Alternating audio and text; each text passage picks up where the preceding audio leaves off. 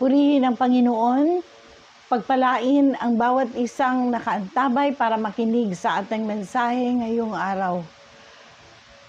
Bago tayo magsimula, ibig ko munang batiin, pasalamatan ang ating mga prayer warriors team, si Sister Daday Benedicto sa Pasig, sister ko yan, biological sister. Thank you, Day. At Shane Guadalupe, ang aking manugang, Sister Cecil ng Cabuyao, Laguna, si Kay sa Carmen Homes, ang aking anak. Sila po ay kasama sa Prayer Warriors team na ibig kong pasalamatan na ginaganap ito every Wednesday. Ganon din ang bagong member, Christine Mercaida, dito sa San Pedro. At baka meron akong nakalimutan, Shane Guadalupe, okay, Sister Cecil ng Cabuyao, Laguna. At salamat din kay Hana na nag-assist sa video na ito. Isa pang intercessors team na ibig kong pasalamatan muli, si Daday Benedicto, Sister Shirley Santos, Sister Shirley Hernandez, and Sis Kimberly Pancobila. Salamat sa inyong mga panalangin, salamat sa inyong mga prayers, at muli, purihin natin ang Panginoon, dakilain natin ang ating Diyos, makinig tayo sa mensahe sa araw na ito. Muli, welcome New Harvest Church. At ibig ko rin pong i-welcome, meron po tayong guest speaker sa araw na ito, si Bishop M ng Family of God Bible Fellowship Philippines. Welcome, Bishop M. Muli tayo ay magpuri sa Panginoon.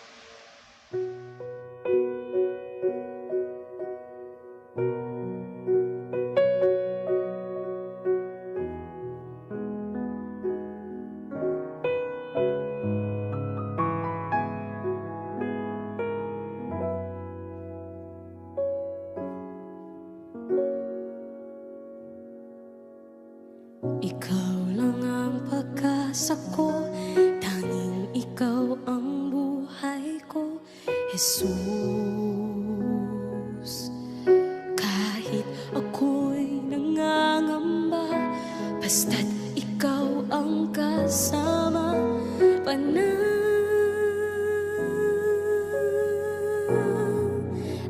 na.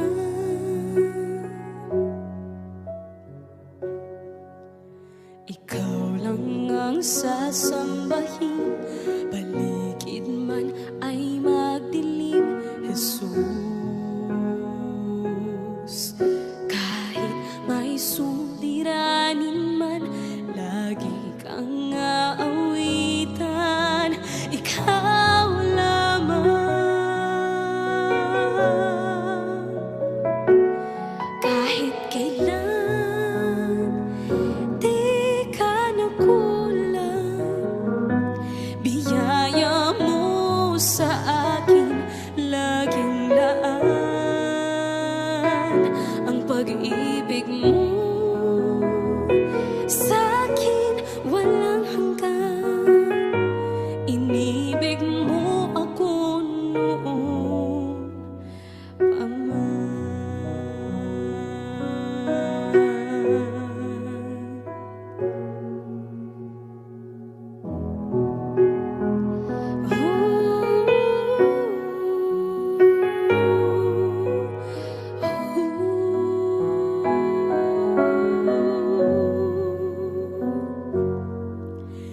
Ikaw lang ang sasambahin, paligid man ay magdilim, Jesus.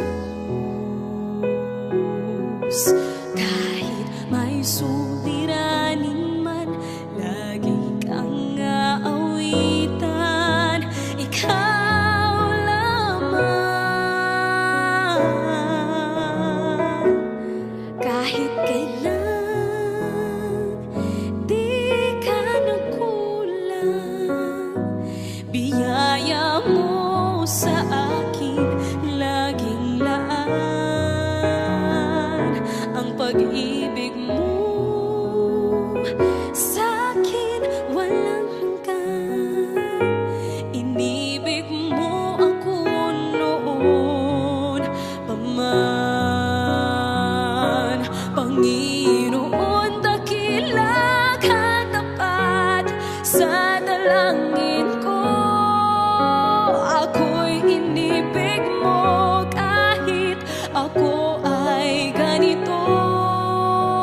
walang katapusan ng pagmamahal mo.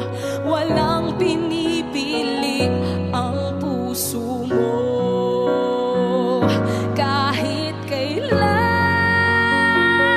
di ka nagkulang, biyaya mo sa akin laging laan. Ang pag-ibig mo sa akin walang hanggan. Inibig mo ako noon pa man.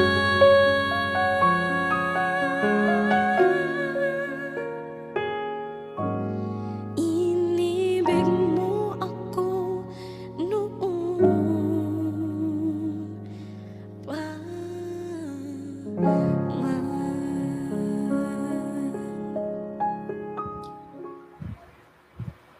Magandang araw po sa bawat isa. Salamat sa Panginoon sapagkat biyaya ng Diyos na tayo po ay may buhay, may kalakasan at tunay na ang provision din ng Panginoon ay ating pong nararanasan. At una sa lahat, ako po muna ay nagpapasalamat sa mga kapatid natin sa New Harvest Church, San Pedro City, sa pangunguna ng ating Bishop Ed Castro at ng ating Pastora Mark Benedicto. Salamat po kay Pastora Mark sa pagbigay sa akin ng pagkakataon na ako po ay makapagdala sa inyo ng mabuting balita upang sa ganon ay maging kalakasan po natin ang salita ng Diyos. May mga pagkakataon na sa buhay po natin ay dumadaan po tayo sa mga pagsubok, kahirapan, subalit ang pag-ibig po ng Diyos ay nanatili at ang kanyang katapatan ay patuloy nating nararanasan. Sa araw pong ito ay ating pong pagbubulay-bulayan ang patungkol sa tema ng pagbibigay. At ito po ay napakahalaga sapagkat una, kung naibibigay natin sa Diyos ang ating panahon at ang ating mga talento, nais din na Diyos ng ating puso't kaisipan ay maging laan din, maging bukas ang ating puso't kaisipan sa gawain po ng pagbibigay o yung tinatawag nating treasure. So dapat po kompleto ang ating pagkakaloob sa Panginoon ng papuri at pasalamat sa Espiritu at katotohanan. It should be time, talent, and treasure. Kaya bago po tayo mag-umpisa, samahan niyo po muna ako sa panalangin. Panginoon, marami pong salamat sa araw na ito sapagkat alam po namin, Panginoon, ito ang araw ng pagsamba para sa iyo. Maluwalhati ka nawa, o aming Diyos na nasa langit, sa pangalan ni Jesus at sa patuloy na pagkikipisa ng banal na Espiritu. Tulungan mo po, O Diyos, ang bawat isa sa amin, lalo na ang mga tagapakinig. At gayon din, O Diyos, ang bawat anak mo, Panginoon, na matataniman ng iyong salita. Bigyan mo kami ng pangunawa, bigyan mo kami ng puso, O God, a teachable heart, O Lord, that will give you glory and honor, O God. Panginoon, tulungan mo po ang iyong lingkod at ako po ang magdadala ng iyong mga salita, Panginoon, na magpapalakas sa aking mga kapatid. Itago mo ako sa likod ng iyong krus at ang makita ay ang katotohanan at ang iyong pag-ibig. Tulungan mo nawa ang iyong lingkod na magsalita sa iyong mga anak.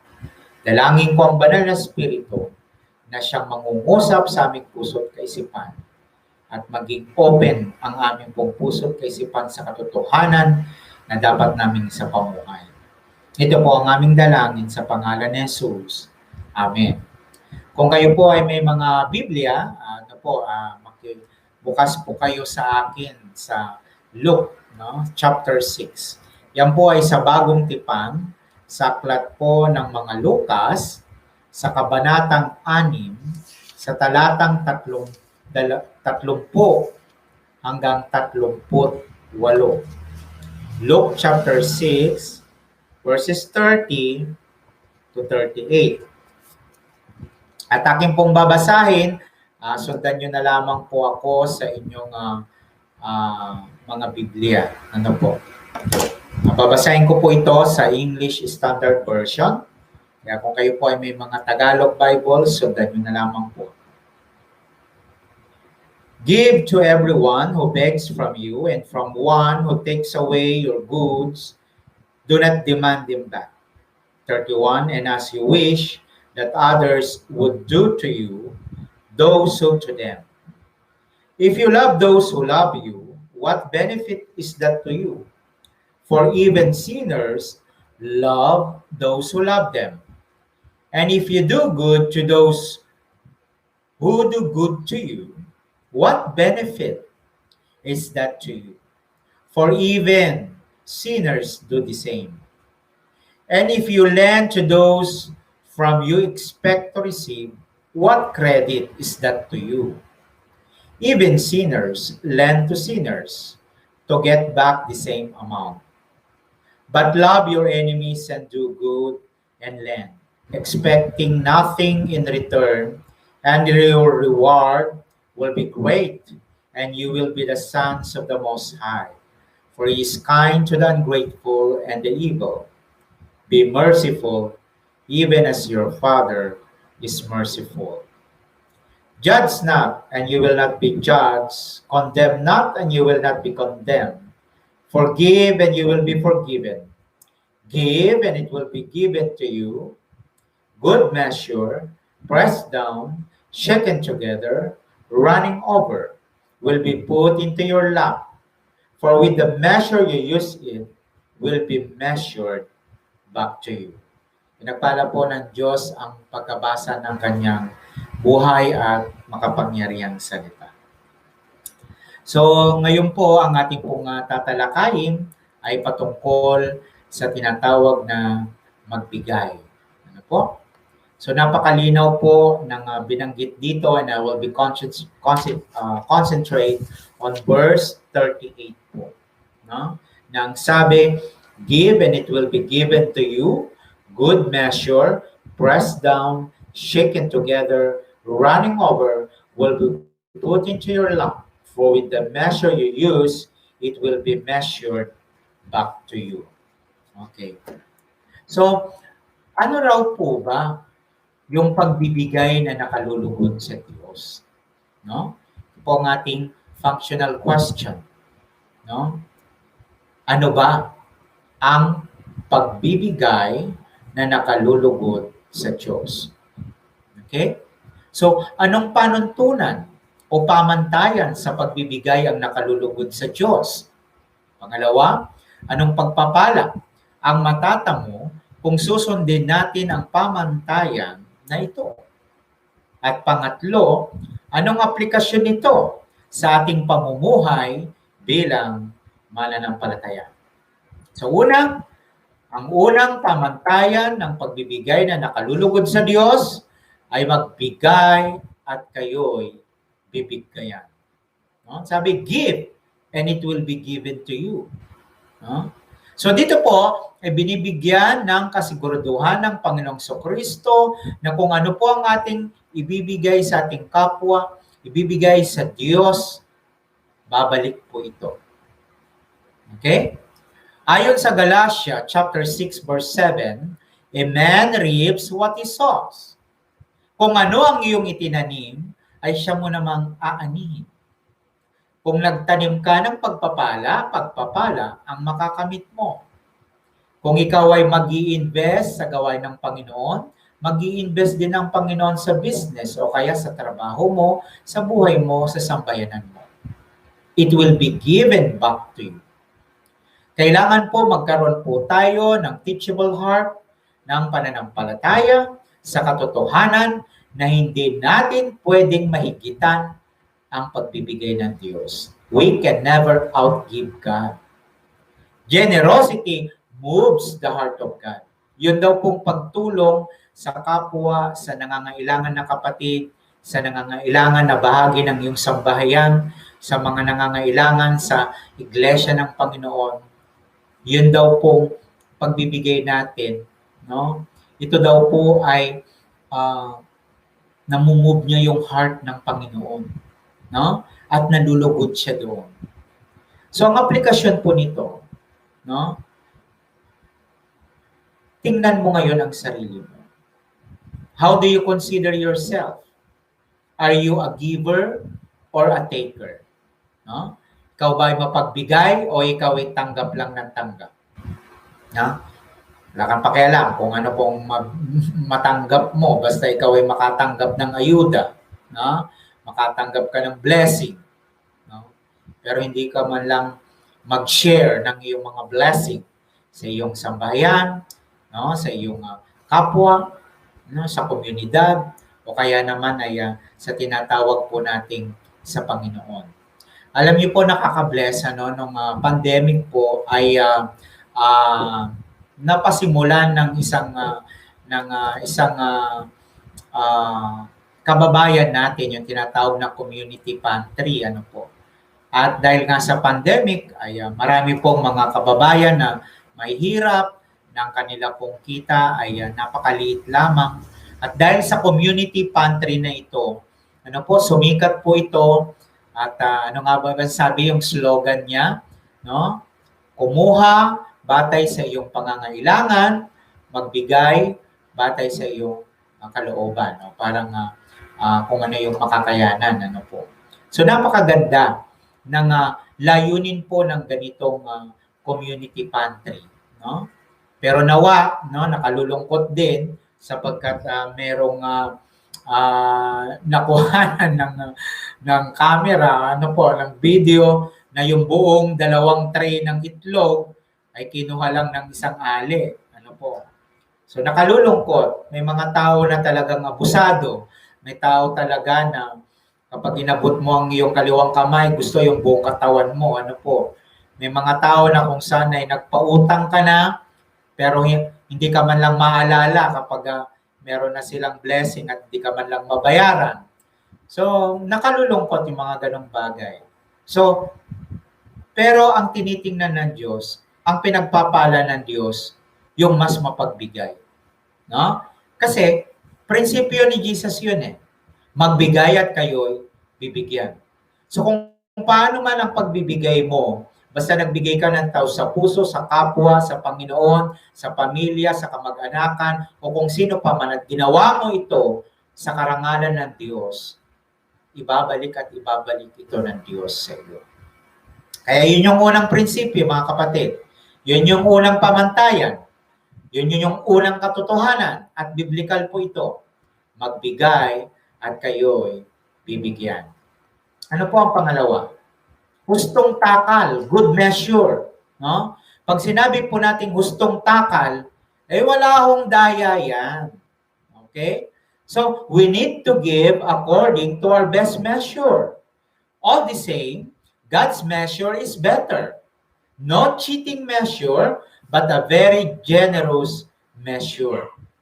Naalala ko po kapag nung ako po ay maliit, at bata pa lamang at sinasama ako ng aking ina sa palengke, kapag kami po ay bibili ng isda, napapansin namin na kapag titimbangin ang isda, ang bilis. Pagkatapos sumasayad ka agad yung metro, no? Kung yun ay 1 kilo, 2 kilo ka agad, yung pala ay kulang, no? At yung pala po ay technique. At meron naman na nagbebenta ng prutas, no, nakukuhanan ng camera na yung binili mong prutas, ang bilis nilang ilagay, yung pala yung isa, okay, nababawas. So ganun po, hindi po tamang measure yon. Ang tawag natin doon ay cheating measure. Ayaw po ng Diyos ng ganun. Kapag magbibigay tayo ng tulong sa ating kapwa, ayaw po ng Panginoon ng paglalamang. Pag magbibigay po tayo ng ating pong tulong sa Panginoon o kaya sa kanyang gawain, ang nais ng Diyos with all honesty, na talagang tayo ay tumutulong, wala kang ibang motibo, wala kang masamang layunin, kundi yung pagtulong lang. No? So, best measure. Tayo po ba pag nagbibigay ng tulong sa ating kapwa, the best po ba yon? Ako po ay nalulungkot sa mga pagkakataon na kung saan ay marami po mga kababayan po natin, lalo na ang mga tribes, no, lalo na dito sa gawing Olivares, may biglang papanik sa jeep, no, at magpupunas ng yung paa. Yan, nakalulungkot sapagkat ang mga indigenous tribes na ito ay dapat po tinutulungan po ito ng ating pong gobyerno at may mga programa. Subalit nakalulungkot din ang sabi sila po ay nagagamit ng sindikato. So kahit magbigay ka ng magbigay, nandun at nandun pa rin sila. No? So hindi naman po sapat yung barya. Lalo na po ang mga kababayan nating yung katutubo. No? So kung titingnan po natin dito, hindi po makakasapat sa kanila. No? Subalit ang maganda siguro, kung tayo ay magkakaloob, no? Pwede naman nating bigyan sila ng pagkain. Sapagkat yun po ang pinaka-basic na kailangan po nilang mag-survive. Pangalawa, dito sa hustong takal na ito, yung tinatawag nating good measure, no? So yung unang katangian ng good measure o hustong takal, best, no? Tayo po ba, naibibigay ba natin yung best time sa Panginoon? Naibibigay ba natin ang ating best talent? Naibibigay ba natin ang best treasure? O kung yung pwede na lang sa Panginoon, ganun na lang. No? Hindi po namamalimos ang Panginoon. No? Mayaman nga ang Diyos eh. No? May lalang ng langit at lupa. Pagkatapos, yung ibibigay mo parang mabigat pa sa loob mo. Yung itutulong mo parang mabigat pa sa loob mo. Huwag ka na lang magbigay. No? Kasi ang gusto ng Panginoon, best. Yan. So kung mabigat sa kalooban natin, mas nakikita natin ang ating pangangailangan, huwag ka na lang magbigay. Hindi naman ika-count yun ng Lord because it's not the best. No? Kung titingnan natin ang isang magandang halimbawa kay Cain at kay Abel, pareho lang naman silang may mga crops, pareho lang, yung isa crops kasi farmer, si Cain. At itong si Abel naman ay shepherd. So si Abel, binigay niya yung the best sa Panginoon, yung walang kapintasan na hayop na kanyang offering. No? Hindi bulag, hindi marami. Kumbaga walang kapintasan yung binigay ni Abel. Subalit si Cain, nakita ng Diyos, no? Sapagkat ang Diyos ay nakakalam ng lahat, yung kanyang ibinibigay ay hindi the best sa Panginoon. Kaya wala pong tinatawag nating favoritism si God doon. Hindi, nakikita niya yung puso sa ating pong pagbibigay. Okay? So pangalawa na tinatawag nating takalan, okay? Yung tinatawag nating press down, no? Ito po ay sit-sit. Okay? So when a measure of grain is pressed down, ang sabi, almost 10% is added. Naalala ko tuloy yung aking pong bayaw kapag kami po ay nagpapagasolina ng sasakyan. So yuyog-yugin yung sasakyan, para yung liquid, yung gasolina madagdagan pa, no, yung container ng gas. Okay? At sabi nga 10% is added. Okay? Yung grain siguro pwede pa pero yung liquid ay hindi yata ako convinced na 10% ang ma-add kapag niyug-yug mo yung sasakyan. Kasi liquid po yon. So, sa buhay po natin, mga kapatid, kapag tayo ay nagkakaloob sa Diyos, nagbibigay sa Diyos, no? Ang gusto ng Panginoon, yung pagpapala na matanggap natin, siksik, liglig, at umaapaw pa. No? So siksik siya, ganun po magbigay ang Panginoon. Siksik ang kanyang pag-ibig, buhay ka, malakas ka, no? Hindi katulad ng ibang tao na mayaman, no? Maraming pera sa bangko, pero may COVID, no? May virus. So, salamat sa Diyos sa biyaya ng Panginoon, kahit hindi po tayo mayaman, hindi tayo mapera, pero may lakas at meron po tayong buhay. At yun po ang iniingatan ng Panginoon sa atin, yung buhay po natin. Kasi siya lang po ang may karapatang kumuha nito, hindi po ang kaaway. Hindi po si Satanas o kung ano paman. Ang Diyos pa rin ang may karapatan. Ang Diyos pa rin ang may kapahintulutan. Halimbawa, kung ikaw may karamdaman at may cancer na, kung ikaw ay kukunin na ng Panginoon, yung kalooban ng Diyos ang masusunod. hindi po tayo. No? May mga pagkakataon na pag nanalangin po tayo at ipinanalangin natin ang mga taong may sakit o kapatid nating may karamdaman, gumagaling. Kasi yung kalooban ng Panginoon ang hinihingi po natin. Pero ang katotohanan na yon na ang tao ay mamamatay at mamamatay physically. No? Meron nga namamatay ngayon, bata pa. Merong namamatay, nasa sinapupunan pa lang. No? So wala pong pinipiling edad ang kamatayan. Okay? So sa buhay po natin, yung pagpapala ng Diyos na meron kang buhay at kalakasan, wala kang COVID, wala kang virus, pagpapala po yun. Okay? At magagawa mo pa yung gusto mo, yung trabaho mo, yung business mo, magagawa mo pa. Kaya salamat sa Diyos at tayo ay may kalakasan. So hustong takal, mga kapatid. Ang katangian ng hustong takal ay best, no? Measure, at press down, siksik. Pangatlo, no? Sabi nga, shaken together and running over. Okay. So, humihigit ang tinatawag nating puso natin, kaisipan natin sa pagbibigay. Ito daw po ay sumisimbolo, hindi lamang po literal na measurement, pero ito daw po ay expression ng joy, kindness, and grace given to those who respond to this command. So kapag nagbibigay ka, meron ka bang kagalakan? No? Nararanasan mo yung tinatawag na character na nagiging mabait ka ba? At nararanasan mo yung character mo na nakikita mo na ang nagbibigay ay ang Diyos sa iyo ng pagpapala. No? It is a grace of God. So kung ganoon daw po ang ating pong nararanasan, so yung pagbibigay po natin, hindi lamang po pera, hindi lamang po material, kundi yung ating panahon, yung ating talento, at yung ating mga tinatangkilik. Ano po? So ganun po. How blessed is to give. Alam niyo po, nakakapagkwentuhan po kami ni Pastora Mark at yun nga, niki-share ko rin sa kanya na kami po ay naghahanap po talaga ng lugar na kung saan ay may dadaos ang gawain po. Okay? So kami po ay nagsimula sa house church. Kami po ngayon ay 4 na taon na sa biyaya ng Diyos at yung pong pinagmulan ng aming pong gawain ay tahanan lamang po ng aking biyanan, no?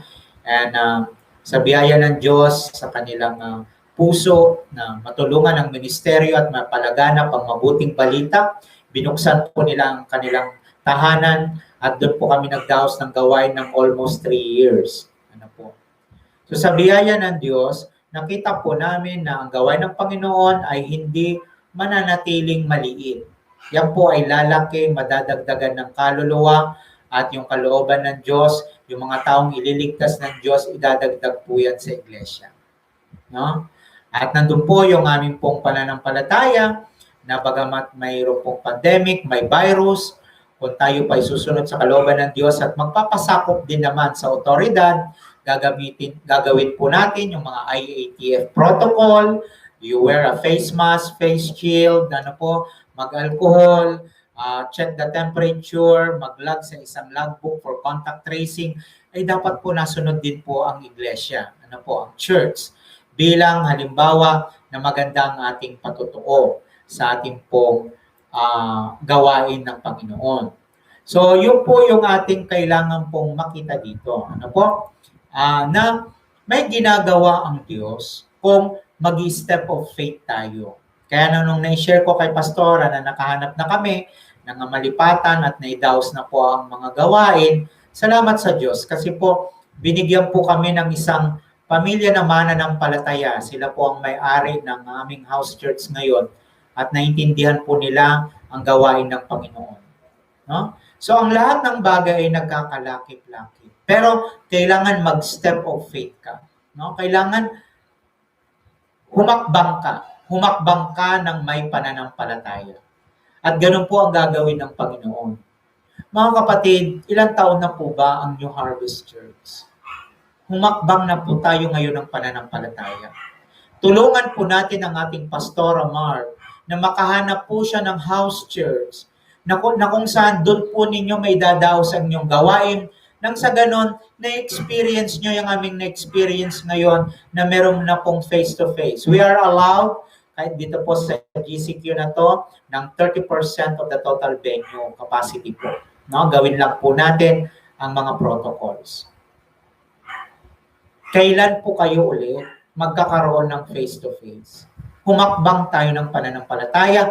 Huwag po tayong matakot sa virus. Dapat nga tayo ang katakutan ng virus dahil meron tayong Kristo sa puso. Meron po tayong tagapagligtas. May makapangyarihang Diyos sa atin. Bakit ka matatakot? Kung oras mo na ng kamatayan, oras mo na, hindi mo na po mapipigilan yan. Dahil ang katotohanan po, may virus o wala, may bakuna ka o wala, mamamatay ang pisikal na katawan nito. Kaya kailangan bago ka mamatay o mamatay ang pisikal na katawan na ito, may Kristo sa puso. Nanampalataya ka kay Kristo Jesus bilang iyong Panginoon at tagapagligtas. At yan po ay kailangan po nating ipangaral ang mabuting balita na yan. Okay? So mga kapatid, sa New Harvest Church, I challenge you, help your pastor. Help Pastor Mark, Pastor Ed. Na po, tulungan niyo po sila.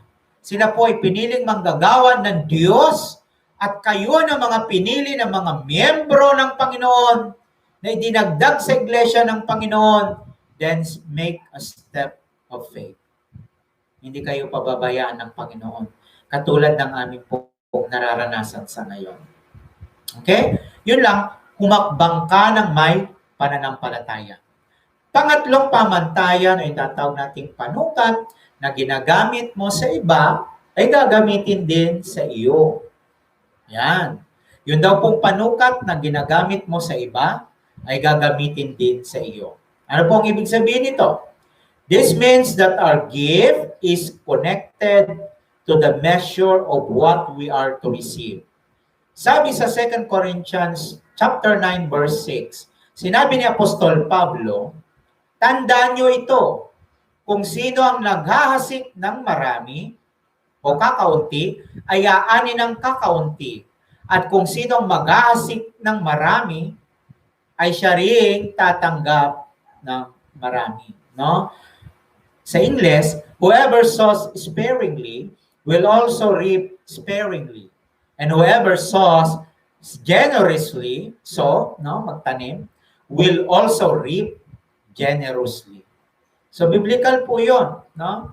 At kung ano yung gagamitin mong panukat sa iyong kapwa, ay sa bandang huli, gagamitin din sa iyo yan. Okay. So, kung titingnan po natin yung pong panukat na ito, sabi sa 2 Peter chapter 3 verse 8, with the Lord, a day is like 1,000 years. So, kung ating pong iintindihin, yung pong panahon natin, 1,000 sa atin, 1 araw lang sa Panginoon. No? So, gaano ito kaikli sa Diyos? No? Kung 1,000 taon sa atin, hindi naman tayo nabubuhay ng libo-libo. No?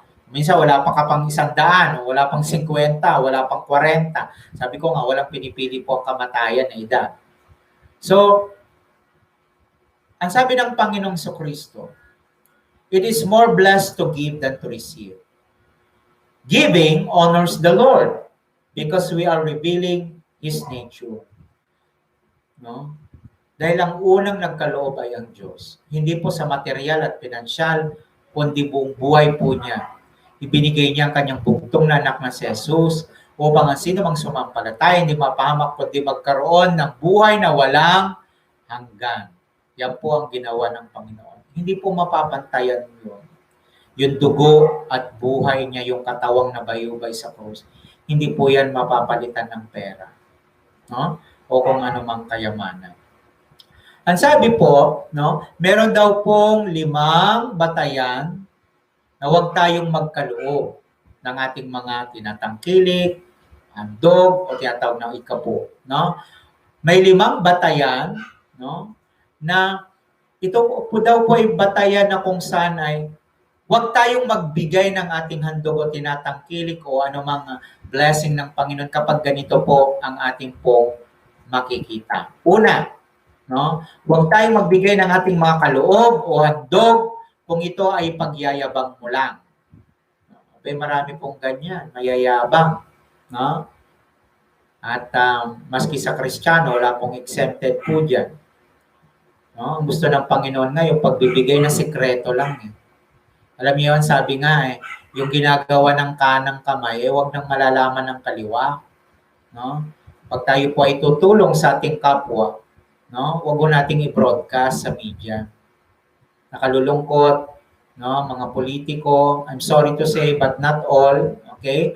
But the truth is, sometimes politics, in terms of politics, pag magbibigay, pipicturean mo na yan. Kung ilang dilata yan at ilang kilong bigas at i-upload mo na sa Facebook. O, nagbigay po kami dito sa lugar na ito, ganyan-ganyan. Eh kung totoong yung hangarin mo ng pagbibigay, hindi na dapat yon pinopolitika. Magbigay ka na lang talaga doon sa talagang nangangailangan. Di po ba? Yun po yung pagbibigay na gusto ng Panginoon. Nang malulugod ay ang Diyos, hindi ang iyong sarili. No? Yung hindi po tayo magmamayabang sa kung anong meron tayo. Okay? Pangalawa, huwag po tayong magbigay ng ating mga handog. No? Kapag wala naman tayong nakikita na resulta sa ministeryo. Biblical po yan. Abe, nagbibigay ka ng iyong ikapo, ng iyong handog, pero wala ka namang nakikitang ginagawa ni pastor. Walang nangyayaring gawain, walang outreach, wala man lang Bible study, wala man lang cell group, care group. Abe, huwag ka nang magbigay. Di po ba? Kasi wala ka naman nakikitang lang gawain ng Panginoon eh. Pero ang New Harvest Church po mga kapatid, nagpapatuloy. Nahihirapan po ang pastora. Nahihirapan po si pastor na makahanap ng lugar ng mapagdadausan ng gawain. Number one to consider is the resources. No? Nasaan po ang ating pong buhay? Naalala ba natin ang manggagawa ng Diyos? Oy, pastora, may blessing ako. Ito, share ko sa iyo. Oy, pastora, sagot ko na yung isang deposito. Oy, pastora, sagot ko na yung isang 1 month advance.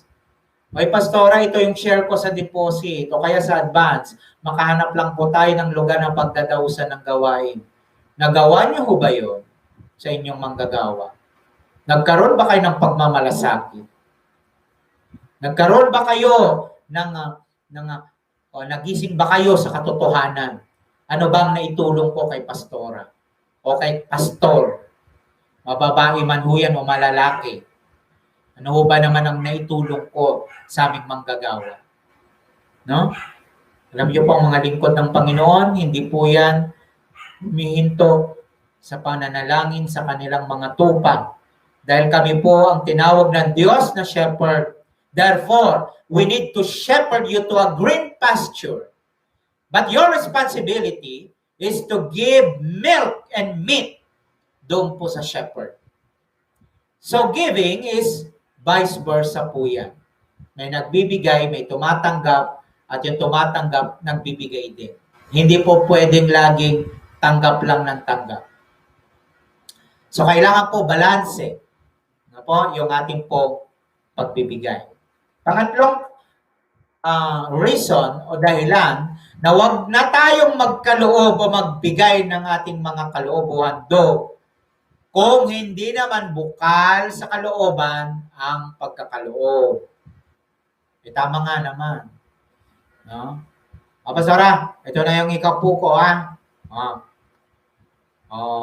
pastor, ito na, parang namamalimos ang Diyos eh. Di po ba? Hindi naman ho ganun ang Panginoon sa atin. Nung wala kang ang trabaho, pinanalangin natin. Binigyan ka ng Diyos ng trabaho. Pagkatapos pag may trabaho ka, nakalimutan mo na ang Diyos. Nung ikaw nga ay mayroong karamdaman, tulong-tulong sa panalangin, nung gumaling ka, hindi mo man lang mapasalamatan ng Diyos sa biyaya na tinatanggap mo. Ganun ho ba tayo karamo?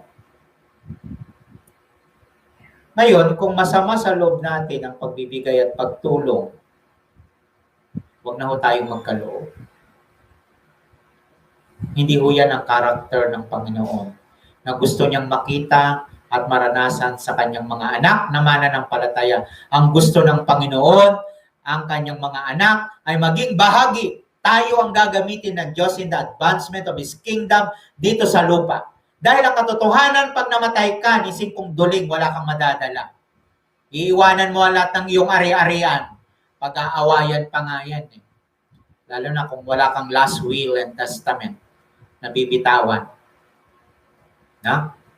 Yun po, yung katotohanan, yung pangatlo na ito.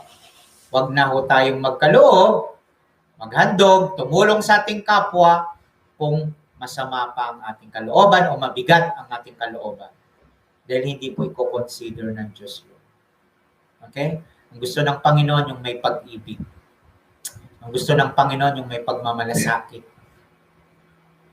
Andiyan po ang inyong pastor.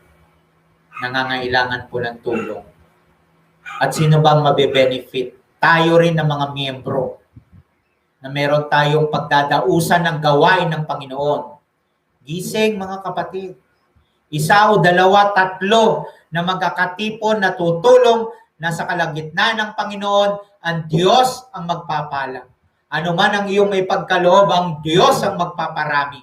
Kung naalala nyo ang 5,000, ang pagpapakain ng ating Panginoong Kristo sa 5,000 na mga tao, 2 isda at 5 tinapay lang yun. Pero anong ginawa ng Diyos? Pinagpala. Kasi may nagkusa na magdala at mayroong nagkaloob. Yun po ay pinagpala. So sa buhay po natin mga kapatid, kung ano man yung ating may tulong sa manggagawa ng Diyos, dahil nangangailangan ng manggagawa ng isang lugar na mapagdadausan ng gawain ng Panginoon, mahabag kayo. Tulungan ninyo ang inyong manggagawa. Mahalin nyo ang inyong manggagawa. Dahil ang ginagawa nyo sa inyong manggagawa, ginagawa nyo yan sa pangalan ng Panginoon. Ang Diyos ang may utang sa inyo, lalo na sa kanyang mga lingkod. Okay, pang-apat, huwag kang magbigay o magkaloob kung wala namang itong pagpapakumbaba. Nais ng Diyos may pagpapakumbaba sa ating puso. Panginoon, maraming pong salamat kasi binless mo ako at yung portion mo, Panginoon, ipagkakaloob ko. Ang biyaya mo, Panginoon, na isi-share ko.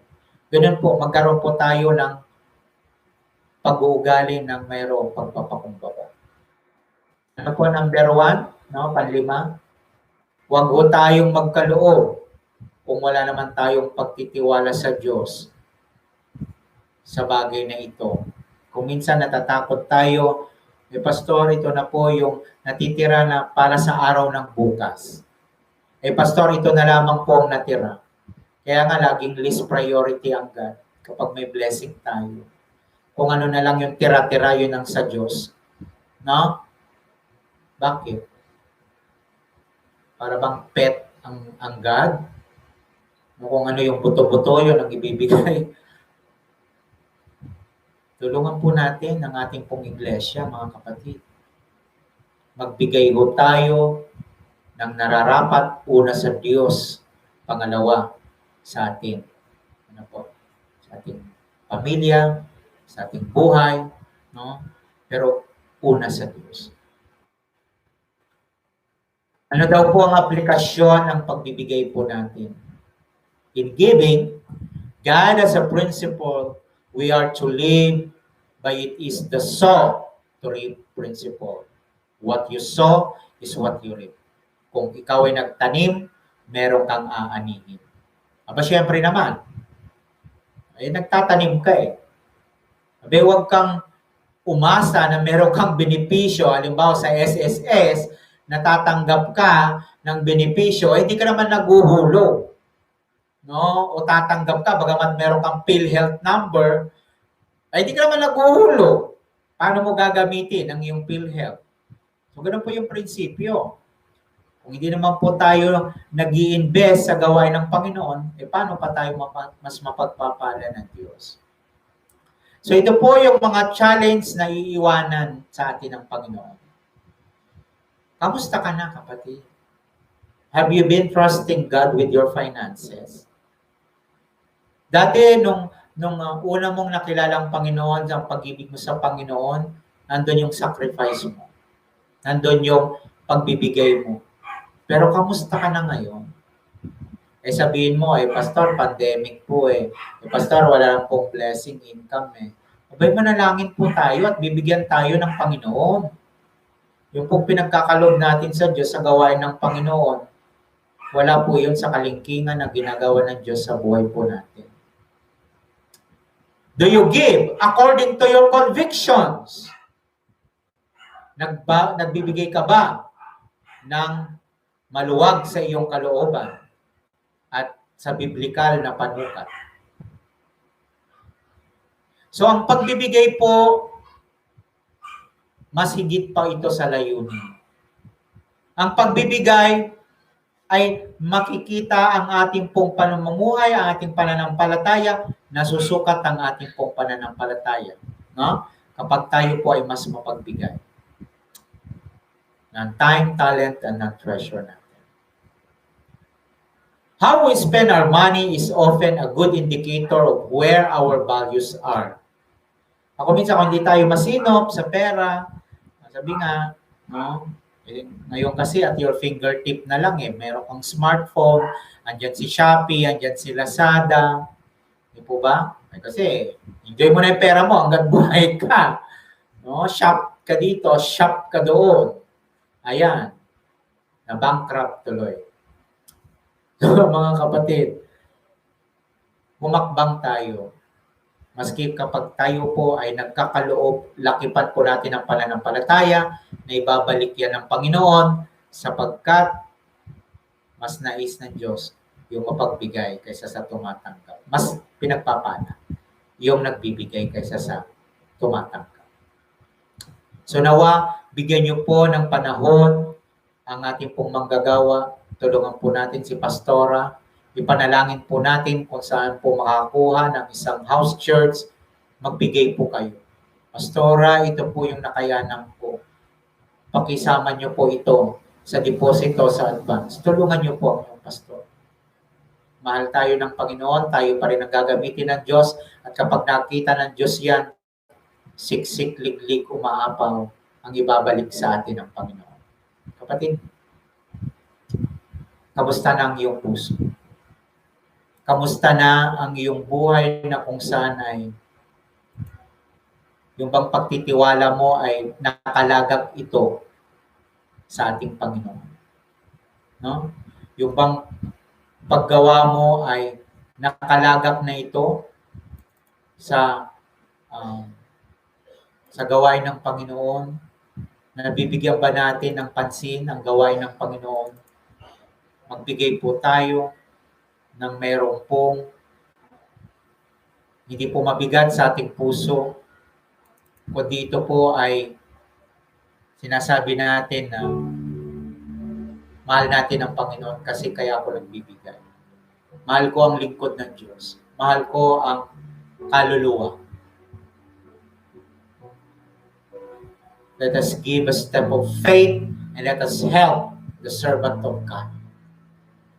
Kaya natin sa biyaya ng Diyos. At kailangan kayo mga kapatid. Kayo ang kailangan ng lingkod ng Panginoon. Tulungan niyo ang lingkod ng Panginoon. Communicate. Talk to your pastor. And ask, Pastor, how can I help? And share, Pastor, this is ako panalangin. Kailangan lakipan natin ang gawa. At tutulungan tayo ng Diyos. Sapagkat tayo ay kabilang sa Iglesia ng Panginoon, ng New Harvest Church, at pagpapalain ka ng Panginoon sa iyong pagsunod, sa iyong pagpapakumbaba, sa iyong pagkakaloob. Kapatid, kaibigan, kailan mo gagawin? Gawin mo kaagad hanggat buhay ang lingkod ng Panginoon. Tayo manalangin. Father, we thank you, Lord, sapagkat tinuturo mo po sa amin ang maging mapagbigay sapagkat una, ikaw ang nagbigay, Panginoon, ng buhay at kalakasan sa amin. Salamat, O God, sa buhay ni Pastora Mark, sa buhay ni Pastor Ed Castro, O God. We pray, O Lord, ng iyong manggagawang ito Bigkisin mo, Panginoon, ng merong pananampalataya at pagsunod sa iyo. Lalo na ang kanilang mga miyembro, O God, sa iglesia ng New Harvest Church. And Lord, move their hearts, their mind, O God. Move them, O Lord. Sapagkat alam po namin, Panginoon, your heart is moved, O God, sa mga taong generous, lalo na sa iyong mga anak. Lord, thank you so much, O God, for this opportunity. Namin pong naririnig, O Lord, ang iyong paalala mo sa amin. Na kami bilang kabilang ng iglesia ay magtulungan at tulungan namin ang aming mga pastor, manggagawa, na ikaw ang tumawag at nagtalaga. Salamat, Panginoon. Alam po namin, O Diyos, na mas pagpapalain mo ang New Harvest Church, O God, sa mga anak mo na tutugon, sa mga anak mo ng kanilang puso't kaisipan ay nalinawan sa iyong mga salita. Salamat, O Diyos. We claim the victory of your message. Ito po ay hindi mawawala ng kabuluhan ang iyong mga salita sa aming mga puso. Sa pangalan ni Jesus, ito ang aming dalangin. Amen.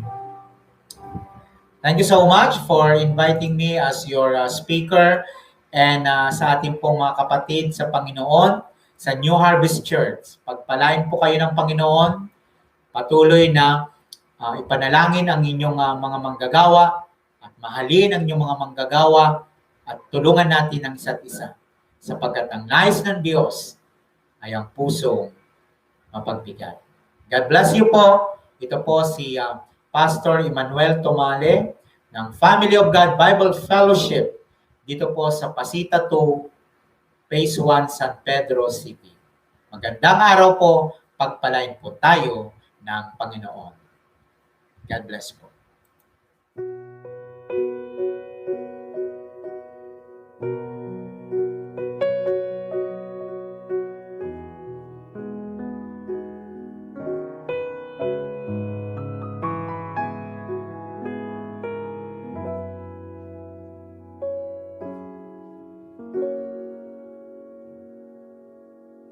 Ikaw lang ang pag-asa ko, tanging ikaw ang buhay ko, Jesus.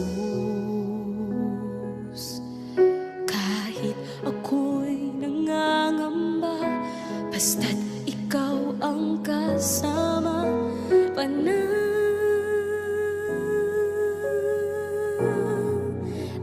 na.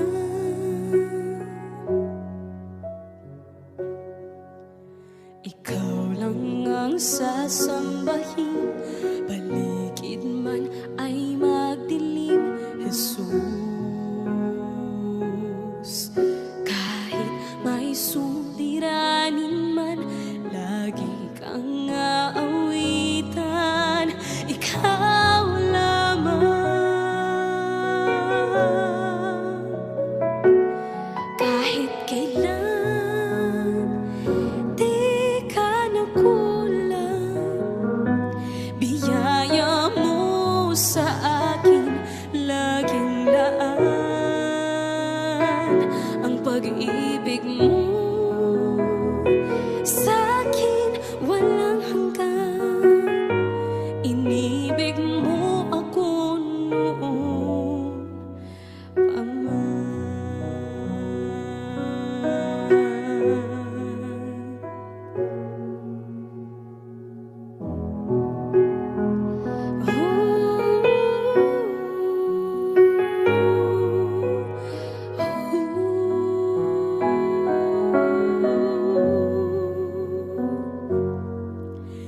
Ikaw lang ang sasambahin, paligid man ay magdilim, Jesus.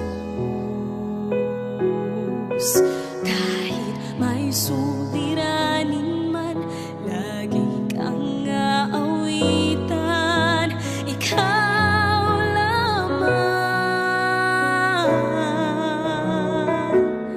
Kahit kailan di ka nagkulang, biyaya mo sa akin laging laan. pag-ibig mo sa'kin walang hanggan. Inibig mo ako noon pa man. Panginoon, dakila ka tapat sa dalangin ko. Ako'y inibig mo kahit ako ay ganito. Walang katapusan ng pagmamahal mo. Walang pinipili ang puso mo.